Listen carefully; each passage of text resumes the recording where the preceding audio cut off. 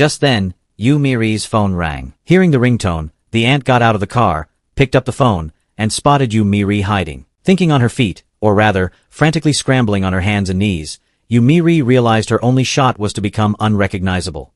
She dove headfirst into the nearest, most humiliating hiding spot, a doghouse.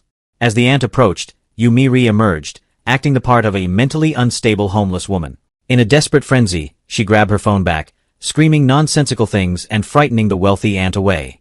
It was a humiliating moment, but it successfully preserved the villa scam for another day. The crisis was averted, but Kim Woo-ju, the director, could no longer endure the stress. He called Yu Mi-ri, declaring their arrangement over and warning her not to cause him more trouble. The previous rental was terminated, and the marital home repossessed. With nowhere to go, Yu Mi-ri found an ad for a motel that required no deposit. She checked into the less-than-clean motel. The next day, rushing to a client meeting, she coincidentally met Yoon Jin-kyung at the hospital, who probed Yu Mi-ri about her relationship with Kim Woo-ju, the director. Yu Mi-ri awkwardly explained it was just a joke. At the company, Yu Mi-ri's design proposal was unanimously approved. The team celebrated with dinner and warmly invited Yu Mi-ri. The conversation turned to housing, and someone began checking their phone for the winner of the department store villa. Yu Mi-ri quickly signaled Kim Woo-ju, the director, who covered the phone with a menu and discreetly hid it. Yu Mi-ri kept urging everyone to drink, becoming quite tipsy. In the restroom, the senior employee who invited her bluntly asked her to pay the bill. Kim Woo-ju, the director, realized they were taking advantage of her. Yu Mi-ri reluctantly agreed, but her card was declined due to insufficient funds.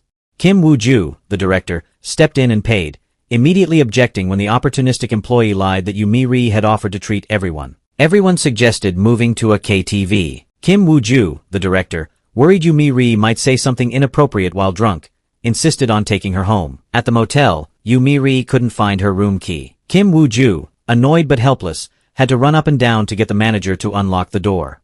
After settling her, he noticed the manager staring at Yu Mi-ri with ill intent. He quickly left. Reaching his car, he realized he'd left his keys in her room. He called Yu Mi-ri, and as she answered, he heard her scream. Recalling the manager's expression, he rushed back, convinced she was being harassed. Upon seeing the manager in her room, he punched him, bloodying his nose. A confused Yu Mi-ri explained she'd spilled hot noodles on her foot, and the manager was merely helping with a first aid kit. Realizing his mistake, Kim Woo-ju, the director, apologized, but the enraged manager evicted Yu Mi-ri. Kim Woo-ju, the director, treated Yu Mi-ri's burn. With her homeless again, he reluctantly took her to the villa she had won, cautioning her to live secretly and avoid Baek Sang-hyun. Yu Mi-ri slept soundly at the villa. Waking up, she stepped outside, only to see Baek Sang-hyun emerging from the house across the street. She quickly ducked down to hide. Later he called, warning her that a company representative would visit next week. That night, Yu Mi-ri slept without turning on the lights, using her phone.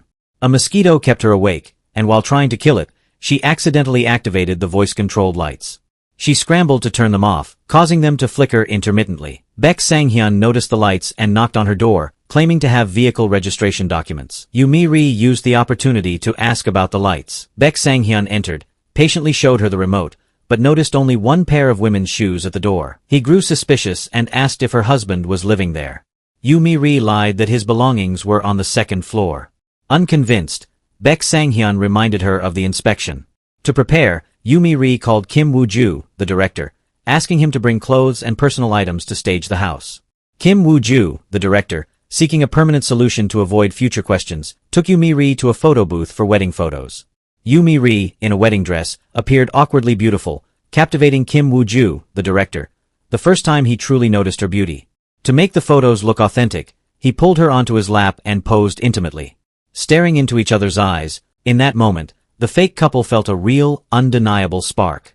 Kim Woo-ju, the director, left first to let Yu Mi-ri change. As he stepped out, he spotted his talkative, gossipy subordinate taking pictures nearby. Recognizing the catastrophic threat of being exposed, he darted back inside the photo booth. In a moment of pure high-stakes panic, the ultimate "what do I do?" he grabbed Yu Mi-ri and kissed her, deep and hard, right there in the booth. The subordinate passed by, seeing only what looked like a passionate, private moment between a newly married couple, missing the panicked eyes of her boss entirely. The evidence was secured, along with a seismic shift in their fake relationship. Kim Woo-ju, the director, went the extra mile, hanging the photos in her room and even suggesting they borrow tools from Baek Sang-hyun, forcing them to pose sweetly in front of the neighbor to maintain the facade of a loving couple.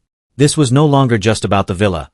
It was about protecting a burgeoning secret. The next day, as Kim Woo-ju, the director, struggled to play the husband during a property inspection preparation, the car accident news weighed heavily on him.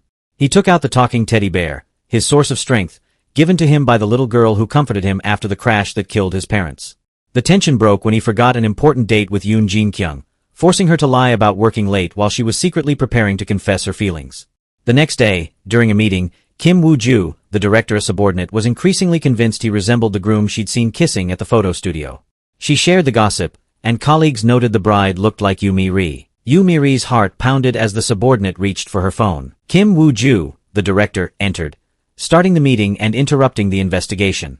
Later, in the stairwell, Kim Woo-ju, the director, reassured Yoo Mi-ri to relax. He hadn't used his real name for the booking. Before parting, he told her his grandmother appreciated her design and wanted her to present it. Meanwhile, far from the light-hearted chaos of the fake couple, the corporate drama was turning deadly dark. We learned the true cost of the company's corruption. The head of the accounting department had died in a car accident. The director's uncle, the real orchestrator of embezzlement, was quick to spread a lie. The deceased had a gambling problem and the company should cover up his financial misdeeds to preserve his dignity. The grandmother agreed. What the family didn't know was the far more sinister truth. The head of accounting had discovered the uncle's massive fraud. To silence him, the uncle ensured he drank a tainted beverage in the office. This drink induced heavy fatigue, causing the man to fall asleep at the wheel and die in a staged car accident, all to bury the truth and protect the uncle's power. This revelation showed the sheer danger surrounding Kim Woo-ju, the director's company, and put his future and his life at risk. At a family dinner, the accident brought back painful memories for Kim Woo-ju, the director, the sole survivor of the crash that killed his parents. He quietly took out the talking teddy bear the little girl had given him in the hospital, a source of strength. The next day, a department store representative was set to inspect the house. Kim Woo-ju, the director, played the husband, dressing in matching outfits with Yoo Mi-ri. He criticized Yoo Mi-ri's taste for falling for her cheating fiancé. Yoo Mi-ri recalled she was instantly attracted to her fiancé's handsome face when he rescued her from the water. While they chatted, Baek Sang-hyun called. The representative had cancelled the visit.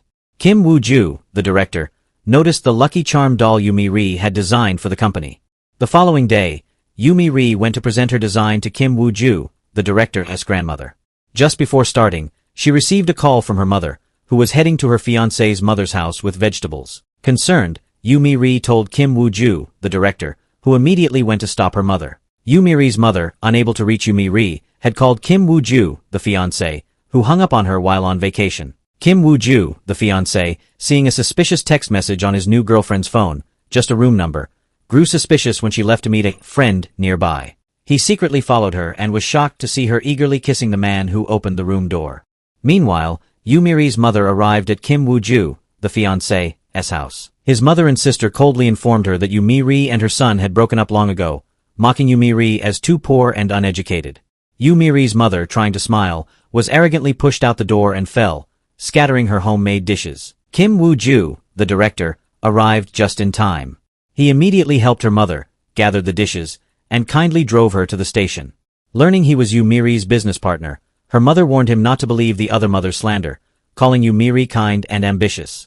Kim Woo-ju, the director, sincerely agreed, having witnessed Yoo Mi-ri's good qualities, indicating the other family was lacking discernment.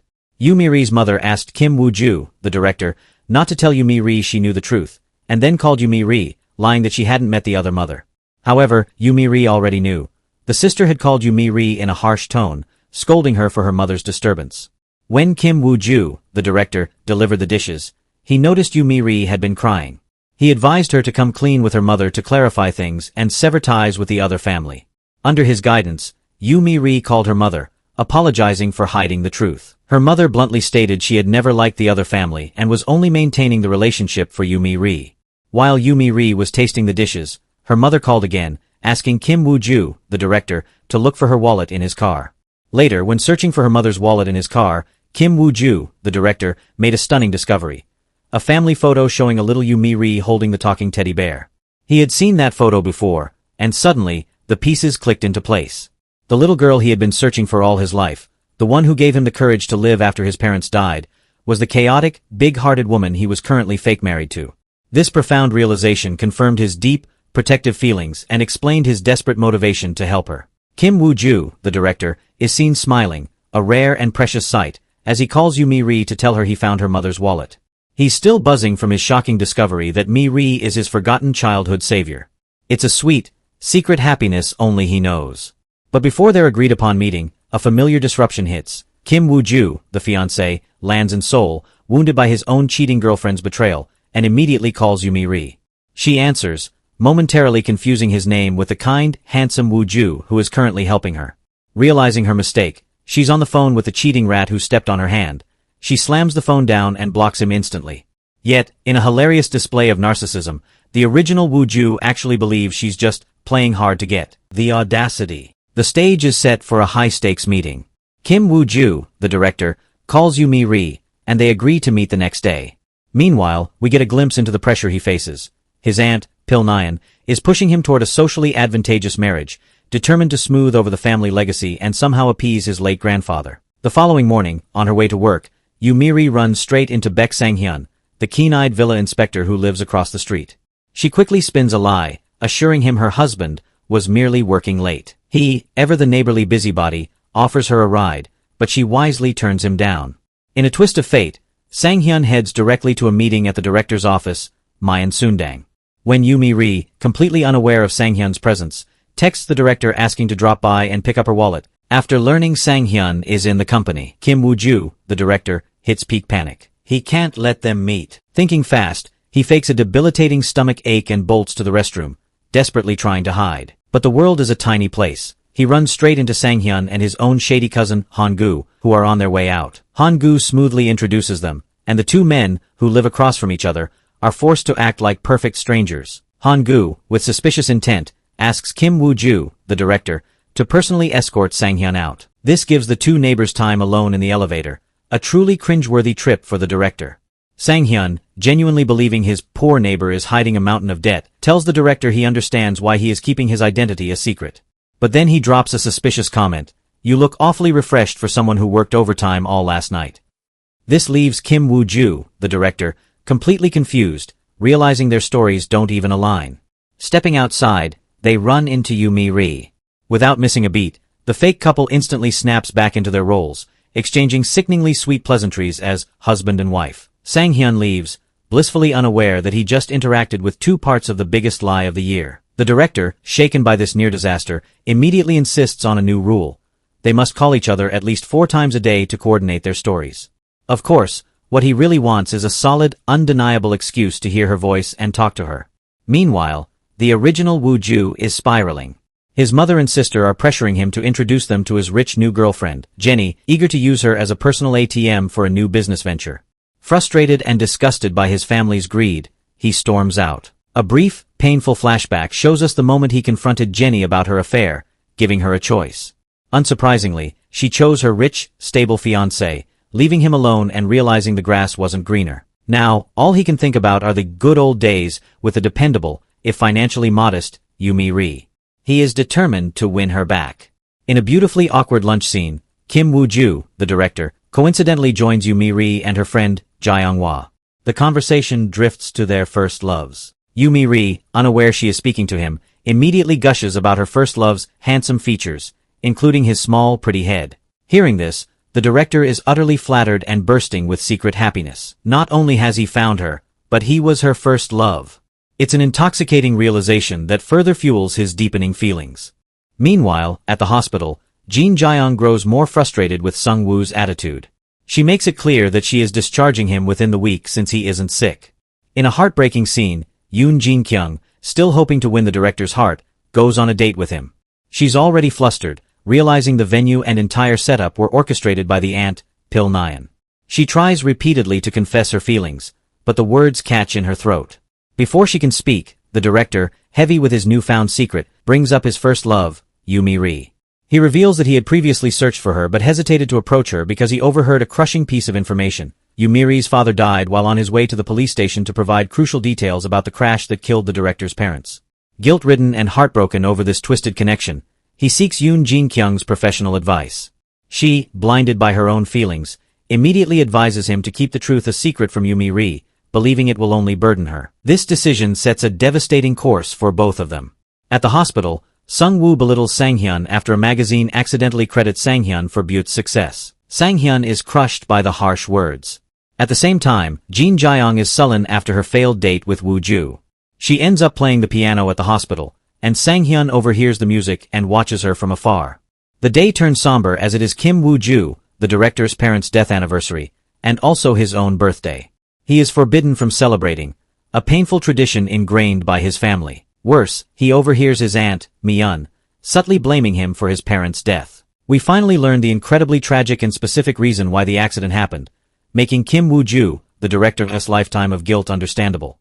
It was his birthday, and young Woo-ju was angry because his father hadn't gotten him a gift. The father, trying desperately to cheer up his upset son, momentarily turned his head to talk to young Woo-ju while driving. That tiny, loving distraction, meant to bring comfort, led to the crash that killed both parents. For years, his family has shunned him, treating him like a curse. His grandfather sent him to America, a heartbreaking exile, because they all blamed him. This context elevates the emotional stakes. Kim Woo-ju, the director, believes he is directly responsible for trying to pressure his father into a gift, only to cause his parents' deaths instead. The director blames himself. But the recap delivers a terrifying truth the director doesn't yet know. The real culprit is the evil Han-gu, who hired a truck driver to cause the accident and cover his own tracks. A lifeline text. After returning home, Kim Woo-ju, the director, is hit by a devastating panic attack as the memories of his birthday anger and his father's final, desperate attempt to cheer him flood back. Just then, his phone flashes. It's a text from Mi-ri, excitedly telling him about the blooming cactus plant she received. The simple, kind message immediately soothes his panic. She realizes it's his birthday and impulsively invites him over for a meal. Despite worrying about seeming flirtatious, she is relieved and touched when he accepts. Mi-ri video calls her mom for recipes. When the director arrives, he is visibly moved by the sight of the carefully set table, a sincere gesture of care he hasn't received in years.